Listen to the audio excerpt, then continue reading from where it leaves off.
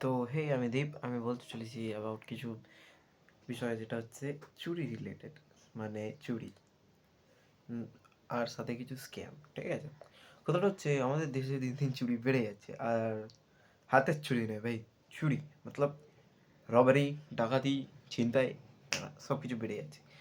তো দিনকাল পড়েছে এমন যে মানুষকে চুরি করতে হয়।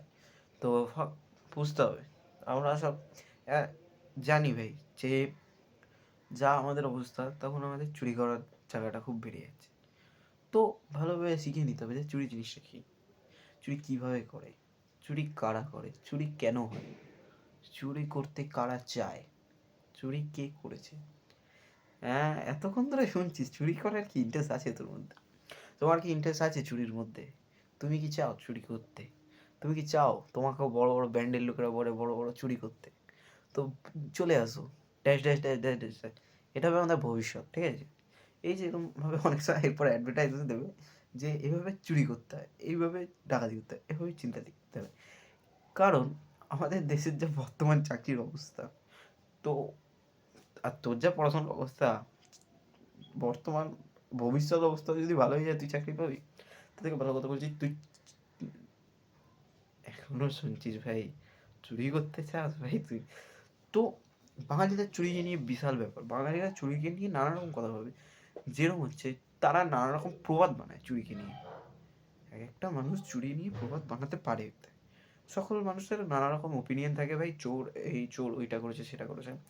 তো আমাদের বাঙালিদের মধ্যে থাকে যে চোর পালালে বুদ্ধি বাড়ে, চোর পালাবে তোমার বুদ্ধি ইনক্রিজ হবে। তো এই না, সব থেকে ভালো না একটা কাজ করো, যে এসব ছেড়ে ব্যাংক ডাকাতি করতে যাও। তাহলে ব্যাংকের লোকের বুদ্ধি বেড়ে যাবে। তাহলে ভাই ব্যাংকের লোকের বুদ্ধি বেড়ে গেলে কী হবে, আমাকে অন্তত লাইনে দাঁড়াতে হবে না। ওই পালের লাইনে 2 ঘন্টা ধরে দাঁড়াচ্ছি, হচ্ছে না, আবার দাঁড়াচ্ছি, আবার হচ্ছে না। তাই বলে কেউ সত্যি ব্যাংকের ডাকাতি করতে যাবে না ভাই।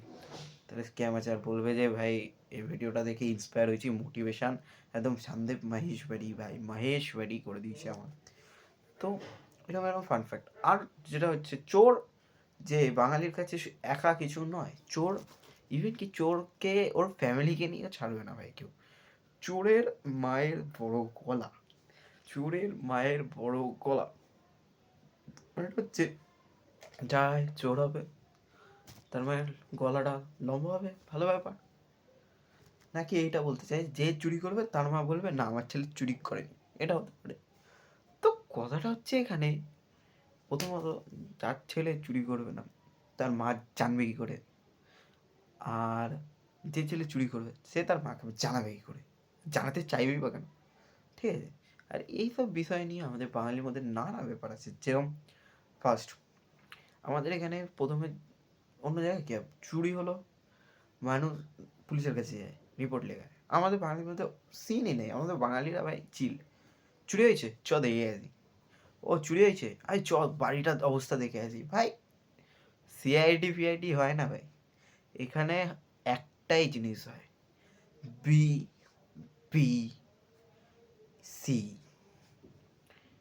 এস, বেঙ্গল বৌদি ক্রিমিনাল সার্চিং। বৌদিরা এমনভাবে ভাবে যে ভাই এভাবে চুরি হতে পারে, ওভাবে চুরি হতে পারে, যে মানে সিআইডি যে লোকেরা তারাও ভাববে না যে ভাই এভাবে চুরি হতে পারে। সোজা কথা, চুরি কিভাবে হতে পারে, বাড়িতে চুরি কিভাবে হয়? দরজা ভেঙেছে, ছাদ ভেঙেছে, এই হয়েছে সেই হয়েছে। না না না না, বাঙালির প্রথম স্বভাব ঘরের শত্রু বিভীষণ।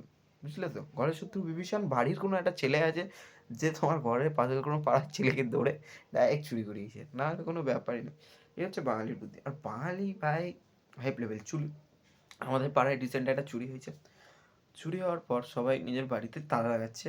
আর এক একজন এমন লোক যে তারা মানে রাস্তায় বলছে এই বলবি না চাবি কোথায় রেখেছি, এই বলবি না চাবি কোথায় রেখেছি।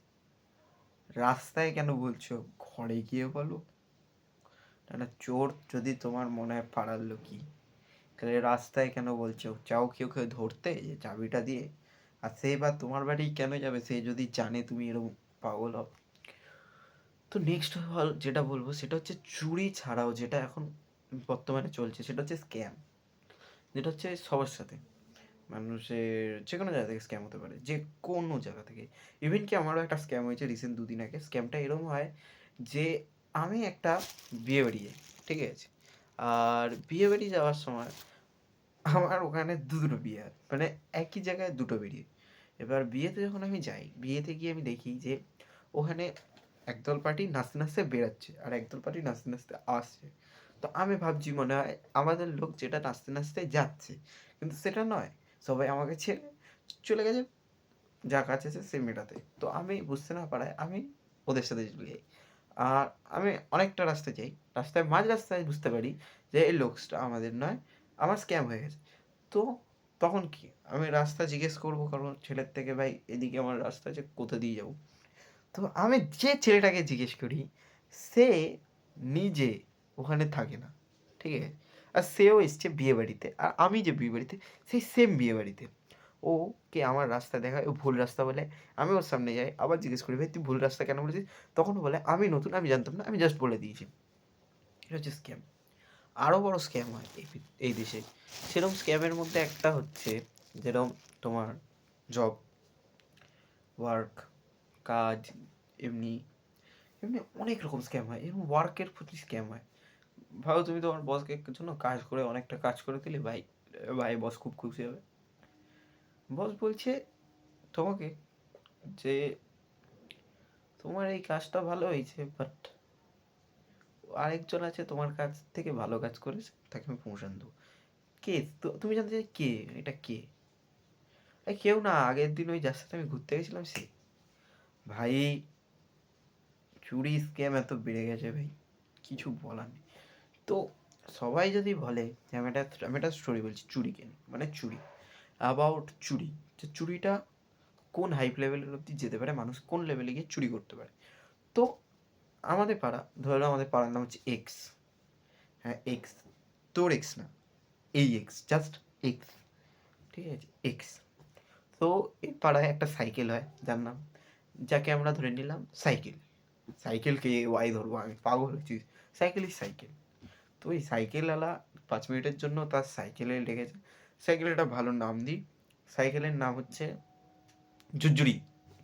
ঝুরঝুরি লিখেছে, ঠিক আছে? ঝুরঝুরি সাইকেল, সাইকেলে ঝুরঝুরি লিখেছে, ঠিক আছে? সাইকেলটা আছে। এবার উনি গেছে একটা ফ্ল্যাটে, ঢুকেছে ফ্ল্যাটের কাজের জন্য। তো এই ফ্ল্যাটে যখন তিনি ঢোকে, তো তখন আরেকটা লোক আছে যে ওই সাইকেলের উপর বসে থাকে।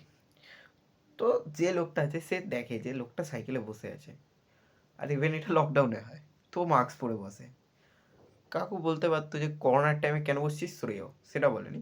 কাকু চিল মেরে ঢুকে গেছে। তো যে ঝুরঝুরি ছিল তাকে নিয়ে গেল ফুরফুরিয়ে। ব্যাপারটা চোর হলো ভাই। তো চোর নিয়ে চলে গেল।